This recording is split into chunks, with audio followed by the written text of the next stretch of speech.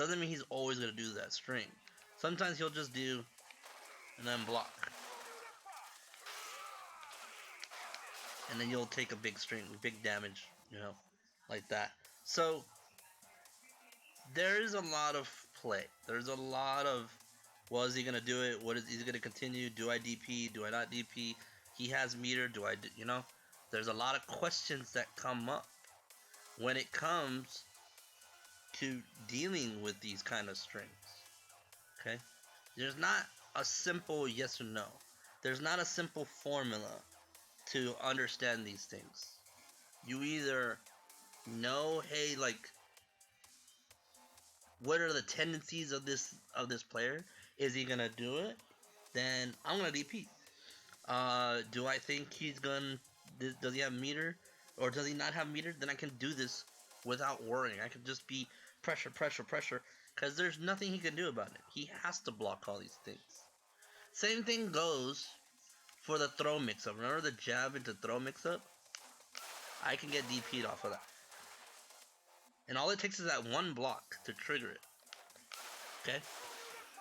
And this is the truest thing with it. Like, I try middle punch and I can get DP'd. If I try, if I try another string, no, it doesn't work. But if I do a true block string, then I can. And he can't do anything about it. He can't mash between that. Okay? So there is big reasons there is a big punish to this, but you have to be very, very, very careful. Okay?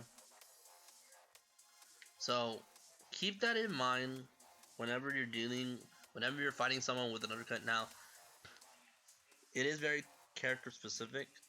Ken has a DP. Bison doesn't have a DP.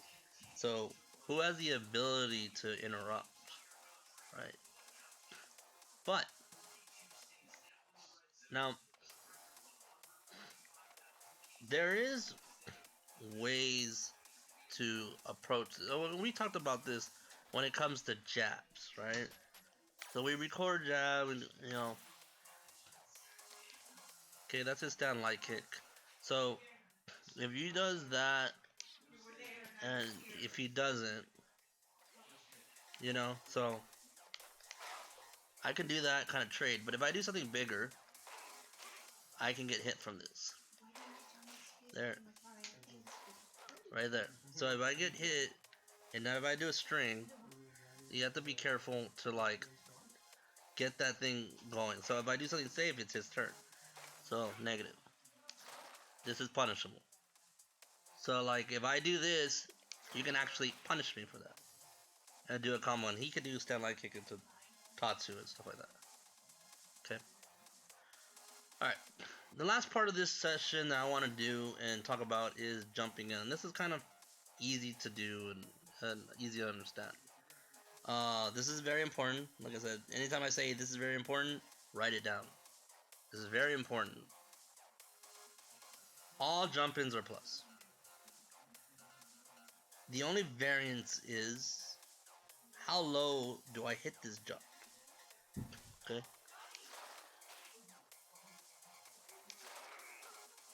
+7, right? But if I get it lower, it's +10. You can barely see it. You can't. It's hard to see, but it's barely shown. But if I do it on top of it, +7. That does matter. It does matter. It might not seem a lot, but frames. All these frames matter. Okay, and this is the fierce one. Let's do like light. Actually don't know. Okay, this is light, so I guess we can just do light. +3. Medium. Whoops. I couldn't even see that. +6. +7. Okay. So the lower I hit this move, the more frame advantage I get. Very minimal, but it's still enough to understand. Some jump-ins matter. Some jump-ins you should never be doing. Obviously, like jump light punch, you should not be doing jump light punch as a jump-in. Even though it's plus, you don't want to be doing that.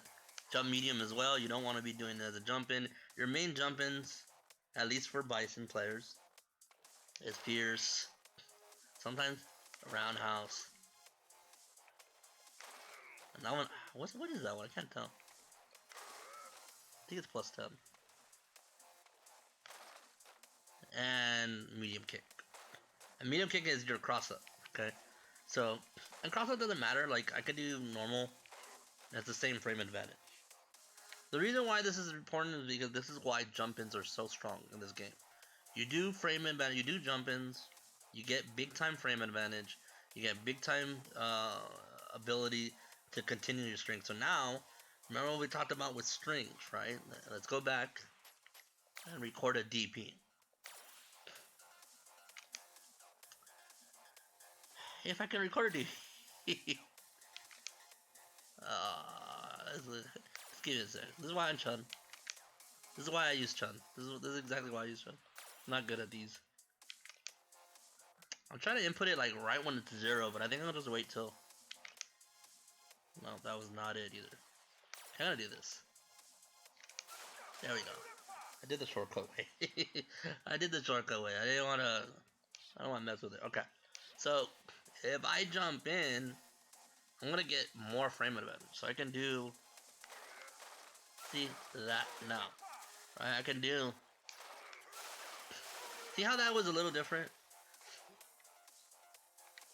If I do this at the very bottom, or if I hit this low, I can get that string to go. I can get that string easy. Whoops, I didn't even try it. I'm dumb, I'm done. I can get that string. But if I do it too high, I'm gonna get hit. There's the frame. That's the reason why it's important to try to hit it as low as possible. Okay, stand heavy kick is one of his biggest things. So you can do, strings. You can do, and then kind of go right. So it's one of those things to not be too scared. You can also do like cross up, jab, and then do some bait. So you can do like, and then string. See that? So as long as there's not a gap in this string, as long as there's no gaps to where they can input anything, then you're fine, right? If you got a bunch of like, if you have a +3 move, you better do a a 3 frame move after that to solidify that gap so that there's no gaps. If you do a 4 frame and it's +3 and then you do another 4 frame, guess what? There's 1 frame that he can do something. And that's all it takes. Because EXDP is invincible on startup. So that means by the first frame, he's invincible. And that's why meaties don't work against the uppercuts, a wake up uppercut. Wake up EX Shoryuken, right? Because they're invincible on startup. So make sure those strings are nice and tight. Obviously, if you think they're gonna wake up DP, if you think they're gonna wake up super, that's another thing too, right? That's another thing too. Is let's do one more. Record.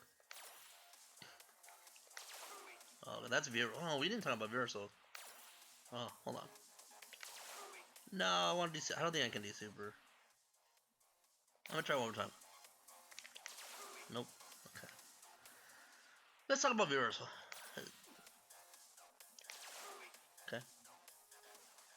V reversal is something you do off of block, not on hit, but on block. So V reversals are moves that you kind of want to escape. Like this is another way of escaping big frame advantage because remember, stand heavy kick is a big frame move. So I get hit by that. I actually get hit by this move, right? I can do scissors and get hit by this. So doing EX frames or doing V reversal on long moves like that is very important, especially when you want to get out of plus frame moves. Those are all plus frame moves. This is a plus frame move right here. So you want to do that V reversal to get them out. You need V trigger meter, which is just a bar. You don't need. There's some characters have 2 bars, some characters have 3, or V triggers have 2 or 3, and you need at least 1 bar to apply V trigger. To apply the V reversal. Okay. mainly want to do this on big moves that are positive. Don't do this on negative moves. Don't do it on sweep because you are just giving me free access. This is a punishable move. So you want to block this move and punish it. So don't do it on everything. I know it's, at first you might want to try to do it on everything, but don't do it on on that. The one big exception to this is jumping. Because again, I'm plus a lot. So even though you block this, I can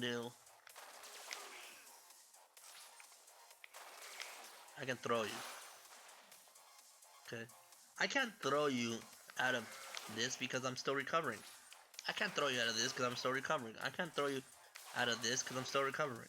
But because of the jump in, I recovered the moment I land. So I can throw you. It does take some timing, that's why I'm missing it a couple times. But don't do it on someone's throw. Or someone's jumping. You could. Like it's not like you can't, but it is something that can be seen. So if I just do, and I see it, that's why it's working sometimes. But if I see it, I can go for a throw. That's why you don't do this on jabs either, because you can just... Oh my god. Okay, maybe... Okay, I did this view reversal a little too perfect, okay? This is actually a perfect view reversal. Like, they're doing it the moment they block that. Okay? If I were to do this a little... If I do it late like that, then I can go for it. So if I could do like... let me see. Wait, he's not even view reversing. What the? Okay, maybe I did it a little too shitty. Okay, that's better. Let's try it again. See, so I can throw those because they're late. So it does matter that when you do it, you want to view reversal as early as possible. It's almost impossible to do it on first frame. Almost impossible. So you're generally gonna get these kind of throws. Maybe not that much. That one's a little too late. But you're generally gonna get something pretty slow. See, but that's enough to get that out of the way. That's enough to get this out of the way, things like that. Okay, but of course if I jump in, I can just throw it. The other thing that actually works on really well too is if I beat triggers. I can do like... Okay, maybe this will be a little hard. Nah, okay. Sometimes it works. Sometimes if they do it too late, you can view trigger and see that they're view reversing and throw them. Bison doesn't recover that fast, so it doesn't work. But yeah, view reversal is really important. What I wanted to show you was obviously super, but you can kind of use that with DP. Like if you get DP, you can probably get super, kind of, because super does take a while. So um, you do have to be careful. But that's pretty much what frame data is all about.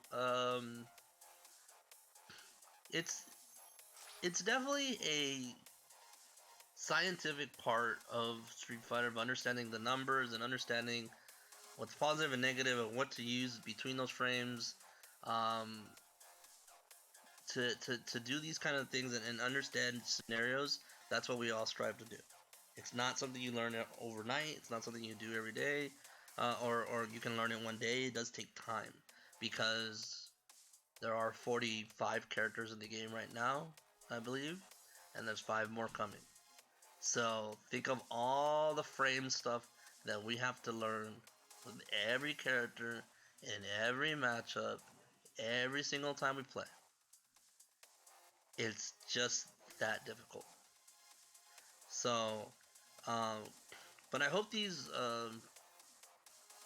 pointers help you out. It's not, something that um, it's not something even like I've mastered. It's hard to master frame data, but having the knowledge to understand, hey, this is negative, hey, this is punishable, when should I press a button, when should I not press a button, those questions and answering those questions will definitely get you in the right sense of in the right direction and how to be a better player. Um, but yeah, thank you guys for watching this. If you have questions, again, feel free to reach me anywhere, especially in the comment section below when I do upload this. I do read them, so I will answer as many as I can whenever I can see it.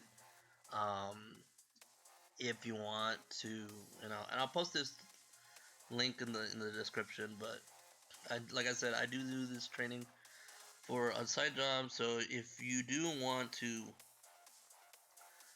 be trained by me or want a lesson, you can go into gamesense.com/esports Street Fighter Bullet Legs. I know it's long, so I will post it. But yeah, it's one of those things where you can ask somebody. This is just a seminar frame data. I've done one on I think on neutral. I've done one on defense or breaking bad habits. So make sure you check those out in my channel as well, in case you have concerns other spots, other areas. Um, Next time I think I might do a character matchup, but it might just be a Chun thing because I do main Chun, but I do play other characters, so it is something that might be something that will. I'm trying to do a new series. I was doing break that or how to break that move, um, and describing certain like annoying moves that characters do and how to defend against it, like Abigail's run or Mika's EX charge heavy kick or Bison's Devil's Reverse. Um, those moves that you kind of have to utilize and understand. So I try to break down different kind of things. But if you guys want to see different kind of videos, or if you have suggestions on what you want to learn next, you can also post those down below. But yeah, thank you guys for watching again, and I will catch you next time. Peace.